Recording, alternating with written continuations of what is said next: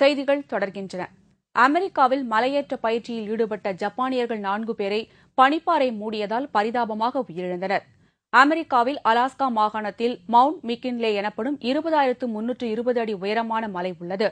இந்த மலையின் மீதுள்ள மிக்கன்லே சிகரத்தின் மீது ஜப்பானைச் சேர்ந்த மலையேற்ற குழுவினர் 5 பேர் பனிப்பாறைகளின் நடுவே செங்குத்தான பாதை வழியாக மலை மீது ஏறிக் கொண்டிருந்தனர். அப்போது அவர்கள் 5 பேரும் திடீரென்று காணாமல் போய்விட்டனர். பின்னர் அவர்களில் ஒருவர் மட்டும் மலையேறும் பாதையில் நின்று கொண்டு அபயக்குரல் எழுப்பிய போது மீட்கப்பட்டார்.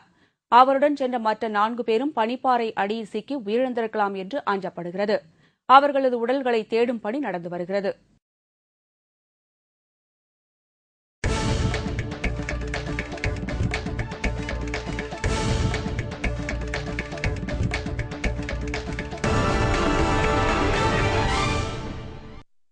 இந்தோனேஷிய ஓபன் சூப்பர் சீரிஸ் பேட்மிண்டன் போட்டியில் இந்தியாவின் சாய்னா நேவால் சாம்பியன் பட்டம் வென்றுள்ளார்.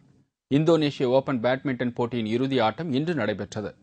பரபரப்பாக நடைபெற்ற இந்த இறுதிப் போட்டியில் உலகின் 5ஆம் நிலை வீராங்கனையான சாய்னா சீனாவின் சுயுரிலியை எதிர்கொண்டார். இந்த போட்டியில் 13-21, 22-20, 21-19 என்ற செட் கணக்கில் சுயுரியை வீழ்த்தி சாய்னா சாம்பியன் பட்டம் வென்றார். இந்தோனேஷிய ஓபன் சூப்பர் சீரிஸ் போட்டிகளில் சாய்னா சாம்பியன் பட்டம் வெல்வது இது 3வது முறையாகும். இந்த வருடத்தில் சாய்னா வென்றுள்ள 3வது பட்டம் இதுவாகும். ஏற்கனவே கடந்த வாரம் நடைபெற்ற தாய்லாந்து ஓபன் பேட்மிண்டனிலும் சாய்னா சாம்பியன் பட்டம் வென்றது குறிப்பிடத்தக்கது. மீண்டும் முக்கிய செய்திகள்.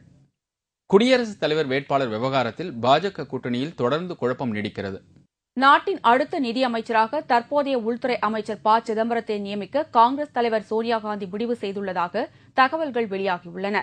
தமிழகத்தில் வெப்பச்சலனம் காரணமாக அடுத்த 24 மணி நேரத்திற்குள் மழை பெய்யும் என்று சென்னை வானிலை ஆய்வு மையம் தெரிவித்துள்ளது.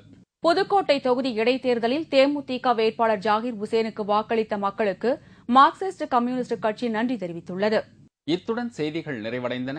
மீண்டும் செய்திகள் இரவு 10 மணிக்கு. வணக்கம்.